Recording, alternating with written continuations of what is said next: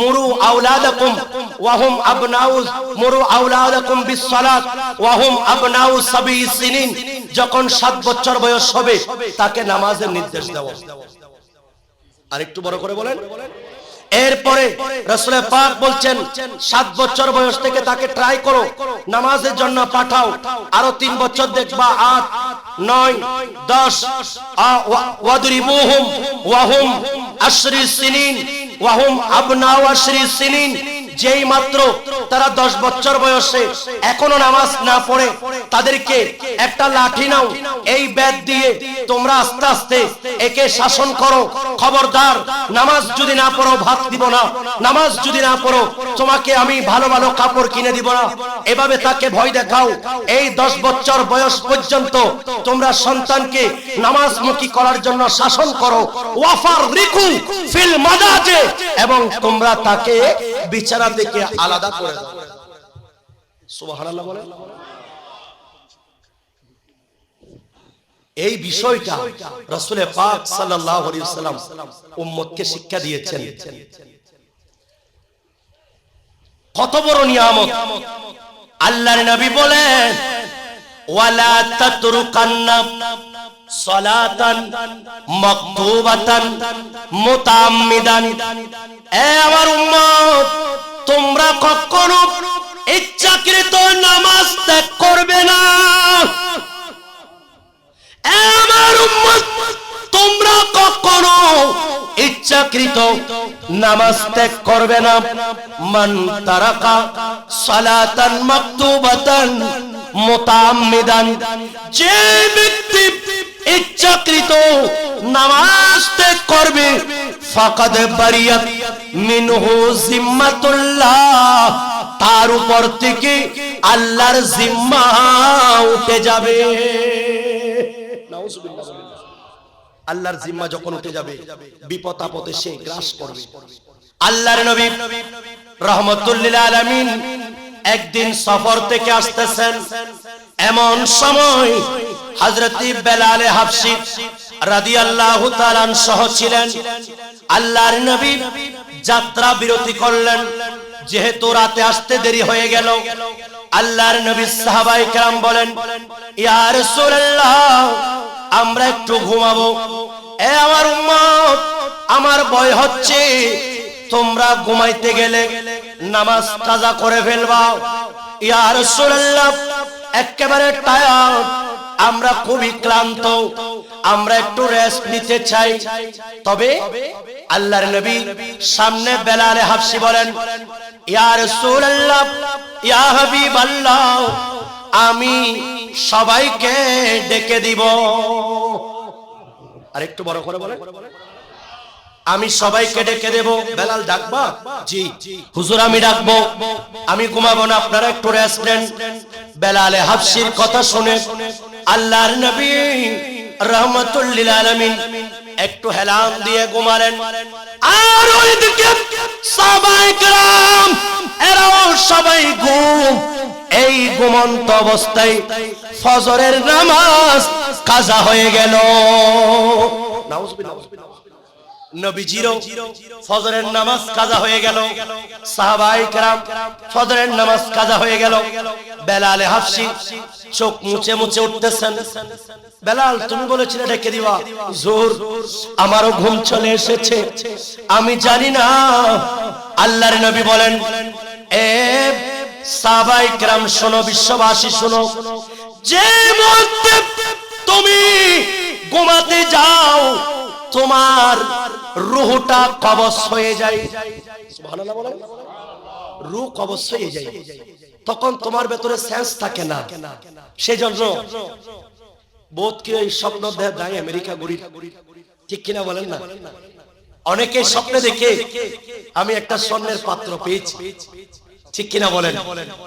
এমন ভাবে শয়তানে নামাজের সময় স্বপ্ন দেখায়, যেই মানুষ, আল্লাহর নবী বলেন, এ আমার যুবক ভাইয়ের একটু খেয়াল করেন, যেই যুবক অন্ধকারে ফজরের নামাজ পড়ার জন্য ঘর থেকে মসজিদের দিকে রওনা হয়ে যাবে, শুধু ফজরের নামাজ পড়ার জন্য, অন্ধকারে, অন্ধকার মানে আন্ধার হয়ে যেতাম, বহু জন্য লাইট দিয়ে আর কি। এভাবে সুবহে সাদিকের আগে ফজরের নামাজ পড়ার জন্য মসজিদে যাবি। আল্লাহর নবী বলেন, আমার উম্মতের সেই যুবকগুলিকে আল্লাহ প্রত্যেকটা কদমের বিনিময়ে 100 রাকাত নফল নামাজের সওয়াব দিবে। নামাজকে বলো না কাজ আছে, কাজকে বলো আমার নামাজ আছে। ঠিক কিনা বলেন? নামাজ বিহীন পড়ো পারে কি জবাব দিবে তুমি প্রভুর দ্বারে। ঠিক কিনা বলেন? ফজর কাটে ঘুমের ঘোরে, জোহর কাজে কাজে, আসর কাটে খেলা ধুলায়, মাগরিব মাঝে মাঝে, এশা হলে জড়িয়ে পড়ো এই মিছে দুনিয়ার মাঝে। ঠিক কিনা বলেন? আল্লাহর নবী বলেন, এ আমার উম্মত শোনো, যেই যুবক এভাবে ফজরের নামাজ পড়তে যায়, আল্লাহ তাকে প্রত্যেকটা কদমের বিনিময়ে 100 নফল নামাজের সওয়াব দিবেন। আরেকটু বড় করে বলেন। রাসূল পাক সাল্লাল্লাহু আলাইহি ওয়াসাল্লাম বলেন, বেলাল তোমরা যখন ঘুমাও তোমাদের রূহটা কবজ হয়ে যায়, সেজন্য আমরা দোয়া পড়ি। আমার মুখে মুখে পড়েন, আল্লাহুম্মা বিসমিকা আমুতু ওয়া আহইয়া। আল্লাহ, আমি তোমার নাম নিয়ে মৃত্যুবরণ করতেছি, আমার চোখ বন্ধ, আমার জন্য রাত। আল্লাহ ওয়াহিয়া, আর যদি তুমি আমাকে হায়াত দাও আমি আবার উঠবো। যদি আল্লাহ এই চোখ যদি বন্ধ হয়ে যায় শেষবারের মতো, এটা পরকাল। আর যদি সকালে চোখ আবার খুলে যায়, তাহলে হবে আমার জন্য সকাল। ঠিক কিনা বলেন? উম্মত, আজকে তো আমরা ঘুমের পদ্ধতি পর্যন্ত জানি না। এই ঘুমের সময় স্ক্রিন মোবাইল হাতে, বিজ্ঞান বলতেছে যেই ছেলেটা, যেই মানুষ এভাবে ঘুমানোর সময় স্ক্রিনের দিকে একবার তাকাবে, মিনিমাম তার ঘুম আস্তে আস্তে, তার ঘুমের এই চোখের মধ্যে যেই সমস্যাটা হবে, এটা প্রায় 4 ঘন্টা পর্যন্ত চলমান থাকবে। নাউজুবিল্লাহ বলেন। রাসূল পাক আমাদেরকে উত্তম শিক্ষা দিয়েছেন, উম্মত যখন ঘুমাতে যাবে সুন্দরভাবে ওযু করবে, যেভাবে নামাজে ওযু করো। এই ওযু করার পর তুমি প্রথমে 4 কুল পড়বা, সূরা কাফিরুন, কুল ইয়া আইয়ুহাল কাফিরুন, এরপরে সূরা ইখলাস, এরপরে সূরা ফালাক, এরপরে সূরা নাস। এই 4টা কুল পড়ে এগুলাকে তোমরা হাতের মধ্যে ফুঁক দিয়ে সারা শরীরে মালিশ করবা। যদি পারো তোমরা আয়াতুল কুরসি পড়বা, সারা রাত নিরাপদ থাকবে। এমন কি দোয়া পড়বা যে আল্লাহুম্মা বিসমিকা আমুতু ওয়া আহইয়া। আর যদি রাসূল পাক আরো দোয়া পড়তেন, আল্লাহুম্মা ইন্নী আসলামতু নাফসি ইলাইকা ওয়া আলজাতু যহরি ইলাইকা ওয়া ফাওয়াতু আমরি ইলাইকা লা মালজা ওয়া লা মানজা মিনকা ইল্লা ইলাইকা আমানতু বিকিতাবিকা আল্লাযী আনজালতা ওয়া বিনবিয়িকা আল্লাযী আরসালতা। আয় আল্লাহ, আমি সুপর্দ করলাম, আমি আপনার উপর আমার পিঠকে বিছানার আপনার নামে আমি সুপর্দ করলাম। আল্লাহ, আমি ওই কিতাবের উপর ঈমান আনলাম। অর্থাৎ প্রত্যেক রাতে আপনি ঈমানের তলকিন দিয়ে ঘুমাচ্ছেন। এই অবস্থায় যদি মৃত্যুবরণ হয়, আল্লাহর নবী বলছেন সেই ঈমানদার হিসাবে আল্লাহর পক্ষ থেকে গ্যারান্টি পাবে।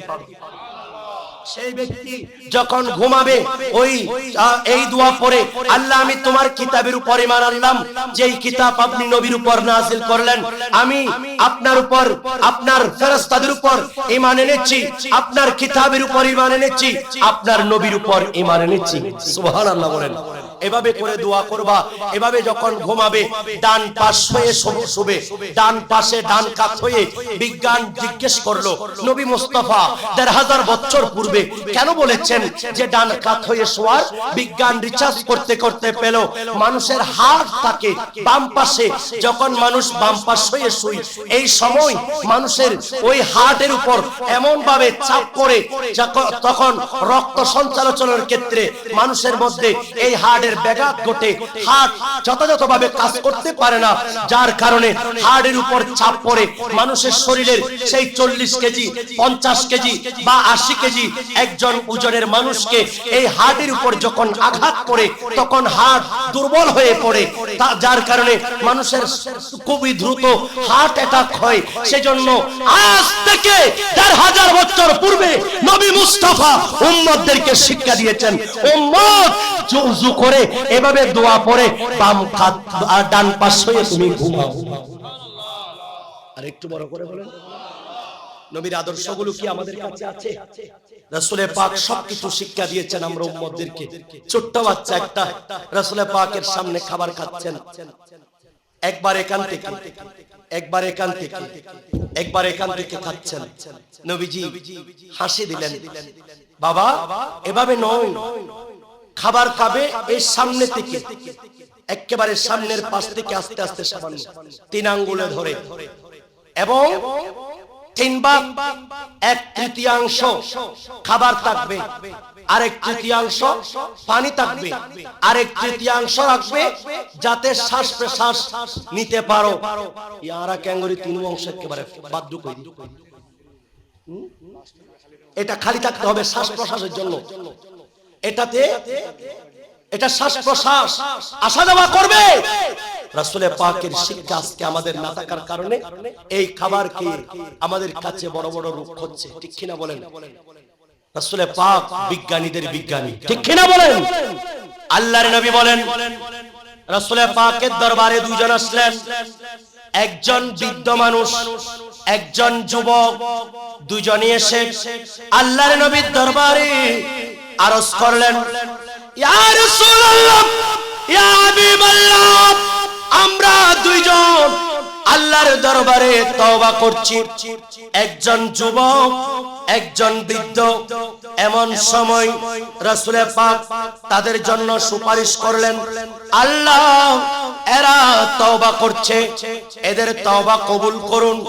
কিছুক্ষণ পর জিবরিল আসলেন, আল্লাহর পক্ষ থেকে এলান নিয়ে, ইয়া রাসূলুল্লাহ, এই জিবরিল কি বার্তা নিয়ে এসেছো?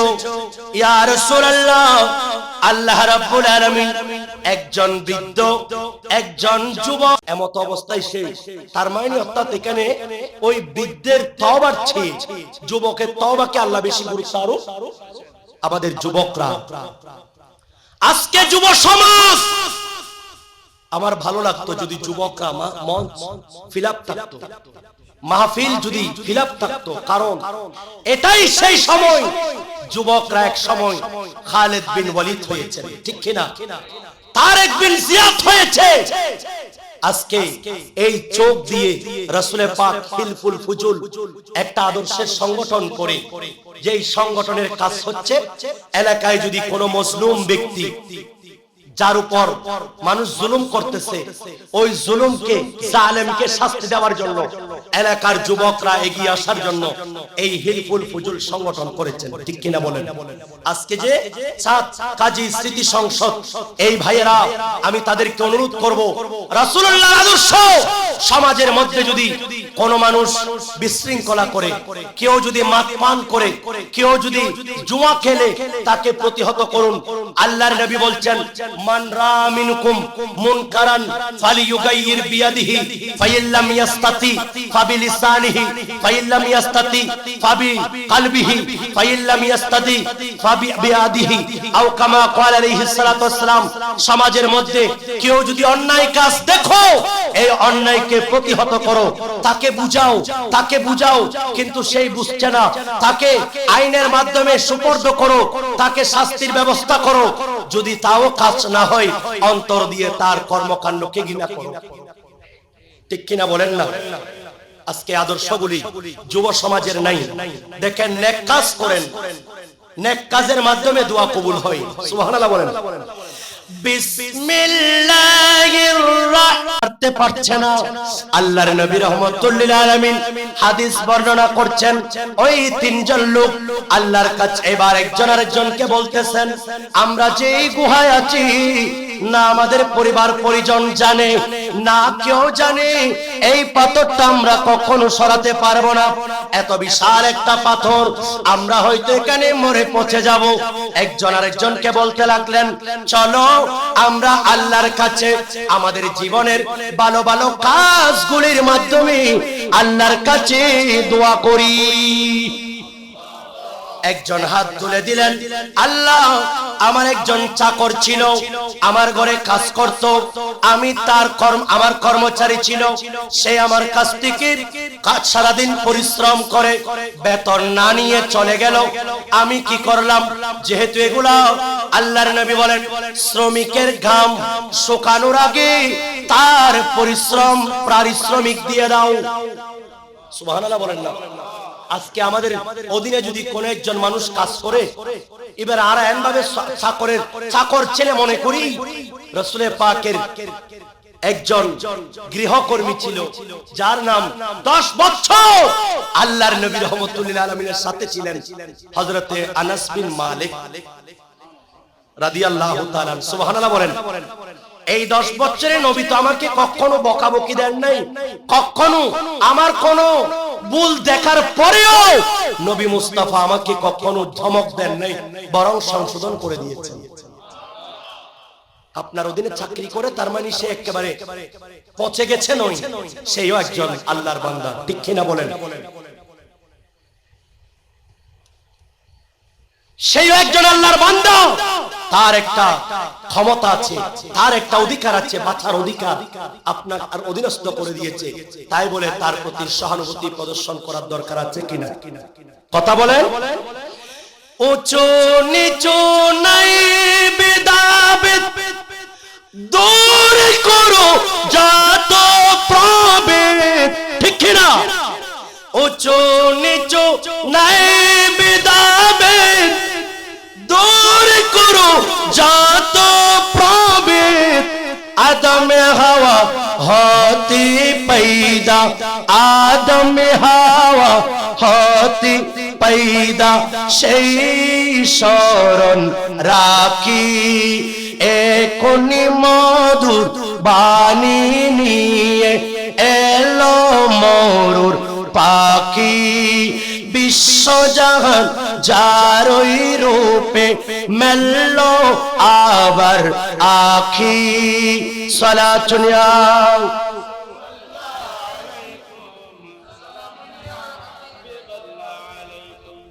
আজানের টাইম কি না? ঘটাই নামাজ 8:15 যেহেতু নামাজ, আচ্ছা বসেন।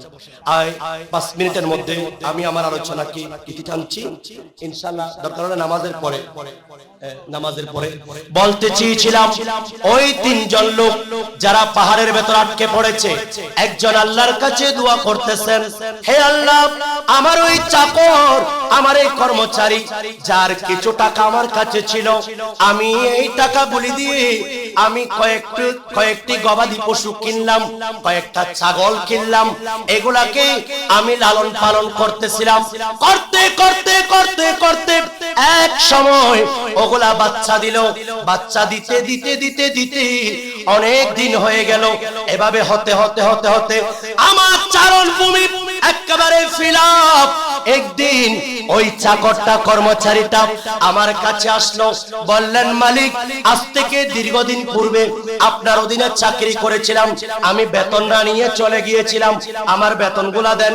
আমি আপনার ভয় অন্তরে ধারণ করে ওই কর্মচারীকে বললাম, এই নাও, এই চারণ ভূমিতে যতগুলি পশু আছে সবগুলা তোমার। আমি নিচ্ছি না। আর সেই যখন আমার কাছে বললেন, আমাকে কি রসিকতা করতেছেন? বলেন না, এই কারণ আমি তোমার টাকাগুলি দিয়ে আমি পশু ক্রয় করেছি, এগুলাকে লালন পালন করতে করতে আল্লাহর দেওয়া নিয়ামত সেই ঘাস খেতে খেতে কয়গুলা বাচ্চা দিতে দিতে এতগুলা হয়েছে। আমি তোমার হক তোমার জন্য রেখে দিয়েছি, এই নাও আজকে আমি নিঃস্বার্থভাবে আমি তোমাকে দিয়ে দিলাম। আল্লাহ, এই কাজটা আমি করেছি একমাত্র তোমার ভয় আমার অন্তরে ধারণ করে। আল্লাহ, যদি তুমি কবুল করো তাহলে এর উসিলাই আমার পাথর সরাইয়া দাও। দেখা যাচ্ছে দোয়া কবুল, সাথে সাথে পাথর একটু সরে গেল। আর একটু বড় করে বলেন। এইবার আল্লাহ রাব্বুল আলামিন আল্লাহর নবী বলেন, দ্বিতীয় জন ব্যক্তি, এই দ্বিতীয় জন এই এসে আল্লাহর নবী রাহমাতুল লিল আলামিনের হাদিস বর্ণনা করতেছেন। দ্বিতীয় জন সেই বলল, একদিন এসে দেখতেছে তার সন্তান ছিল ছোট্ট ছোট্ট বাচ্চা, কিন্তু বৃদ্ধ মা বাবা ছিল। এই তার একটা সিদ্ধান্ত ছিল, তার একটা নিয়ম ছিল, প্রত্যেকদিন সারাদিন চারণ ভূমিতে পশুগুলি চড়াবে। এগুলা সন্ধ্যার সময় দুধ দহন করে সর্বপ্রথম মা বাবার মুখের মধ্যে সেই দুধ দিবে। ততক্ষণ পর্যন্ত সন্তান যতই কান্না করুক সন্তানকে দিবে না, আগে মা বাবার সন্তুষ্টি। মা বাবা খাওয়ার পর যদি তাকে আমার সন্তানকে দিব, তার একটা থিওরি ছিল, তার একটা এই ধরনের নিয়ম ছিল। ওই ব্যক্তি সেই এইবার কিভাবে আজকেও সেই দুধ দহন করে আনলো। এদিকে তার ছোট্ট বাচ্চা আসতে একটু দেরি হয়ে গেল, যার কারণে ছোট্ট বাচ্চা সেই ক্ষুধার কারণে কান্না করতেছে। কান্না করতে করতে করতে করতে এদিকে দুধ আনলেন। দুধ 2 গ্লাস নিয়ে মায়ের সামনে বাবার সামনে সেই দাঁড়িয়ে আছে। যতক্ষণ মা বাবা খাবে না ততক্ষণ সন্তানকে দিবে না।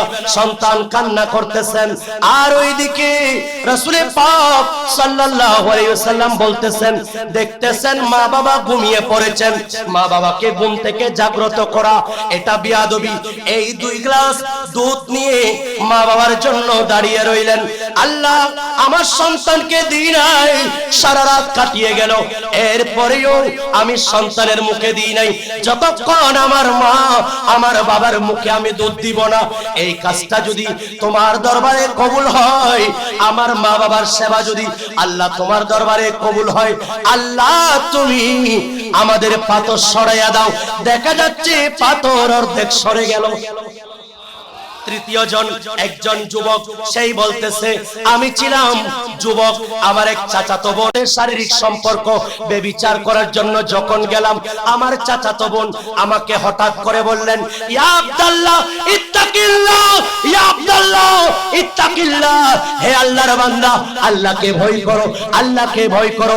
আমি এই কথা শোনার সাথে সাথে আমি আমার খারাপ খেয়ালটাকে পরিবর্তন করে ফেললাম, যার কারণে আল্লাহ আমি এটা করেছি আপনার ভয়ে, আপনি যদি কবুল করেন তাহলে এর উসিলাই পাথর সরাইয়া দেন। দেখা গেল পাথর গড়াগড়ি করে মুখ থেকে নিচে পড়ে গেল। ওই 3 জন লোক নেক কাজের কারণে দোয়া কবুল হয়ে গেল। তাদের দোয়া কবুল করে আল্লাহ তাদের জীবন ফিরিয়ে দিলেন। সুবহানাল্লাহ। কষ্ট হয়েছে, এই আদর্শগুলো আমাদের কাছে আছে। আল্লাহ আমাদের হেফাজত করুক, আমিন। ইনশাআল্লাহ বাকি আলোচনা নামাজ। একজন নামাজ পড়ছেন, উনিও কষ্ট পাচ্ছেন, পাশাপাশি আপনার পাশে ফেরেশতারা দাঁড়িয়ে আছেন, এরাও কষ্ট পাচ্ছেন। নাউজুবিল্লাহ বলেন। মসজিদে কখনো মসজিদে ছোট্ট বাচ্চা যারা এখনো মসজিদের আদব জানে না, এই মসজিদের আদব যাদের নাই, ছোট বাচ্চা এরা তো বুঝে না, পাগল মদ্যপায়ী এই সমস্ত ব্যক্তি মসজিদে ঢোকা যাবে, বাচ্চাকে আগে ঘরে ট্রেনিং দেন, 4 বছর 5 বছর, বাবা খবরদার। এমন একটা জায়গা, যেই জায়গার মধ্যে কেউ যদি কথা বলে সাথে সাথে 40 বছর নামাজ কবুল হয়েছে, ইবাদত কবুল হয়েছে, এমন ইবাদত কৃত নামাজ ডিরেক্ট হয়ে যাবে। নাউজুবিল্লাহ বলেন না। মসজিদে ঢোকার আদব 10টা। কয়টা?